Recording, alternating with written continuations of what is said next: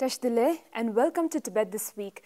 This is Sakina Bhatt with another edition of Weekly News on Tibet, His Holiness the Dalai Lama and Central Tibetan Administration.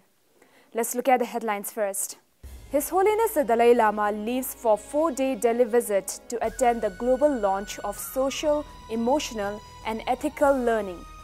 Kalui Phakpa Tsering calls on Congressman Jim McGovern, extends gratitude for the endless support for Tibet. The European Union and China hold 37th Human Rights Dialogue. China must end restrictions of foreign correspondents traveling to Tibet.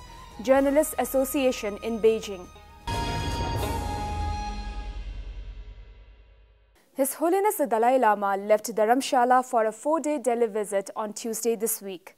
His Holiness will preside over the global launch of SEE Learning, which is the Social, Emotional and Ethical Learning. Social, Emotional and Ethical Learning is a new K-12 education program developed at Emory University to provide high-quality, easy-to-use curricular and resources for educators and students for the holistic development based on the latest knowledge in educational practice and scientific research. The program has been developed with the vision and support of His Holiness the Dalai Lama, along with the help of a team of experts in developmental psychology, education and neuroscience. The Dalai Lama had this vision of being able to offer a curriculum for free to anybody in the world that gets people to think about what it means to be a good person. Our education system is set up to teach kids a lot of facts about the world, but not really how to make meaning out of those facts.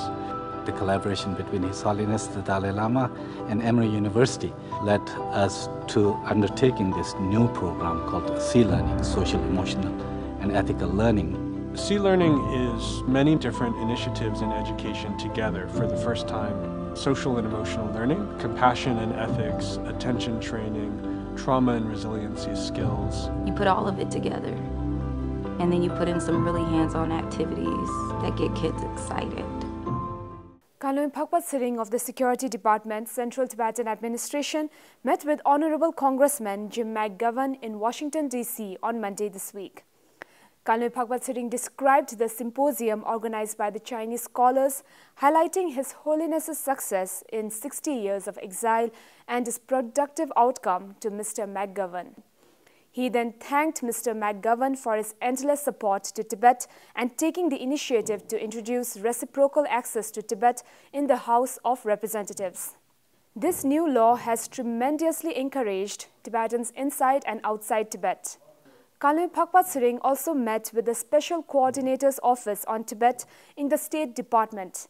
The meeting covered a large range of challenges that Tibetans inside as well as outside are currently facing.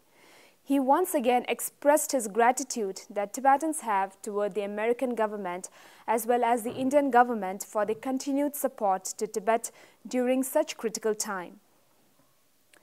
The 37th round of the EU-China Human Rights Dialogue was held in Brussels earlier this month. The 2-day program allowed for open discussions on a wide range of human rights-related issues in China and in the EU. The Chinese delegation focused on achievements in economic and social rights and emphasized the outcome of the Universal Periodic Review of China and stressed its approach to interpreting international laws and standards in the light of its national conditions. While acknowledging that China has made progress on economic and social rights, the EU insisted that equal weight should be given to political and civil rights. Furthermore, international laws and standards are universal and must be applied accordingly. In this regard, the European Union expects China to expedite the process of rectifying the International Covenant on Civil and Political Rights signed by China in 1998 and implement the recommendations of UN human rights bodies. The EU highlighted the deteriorating situation of civil and political rights in China, stressing that all detained individuals must be allowed to be represented by a lawyer of their choosing.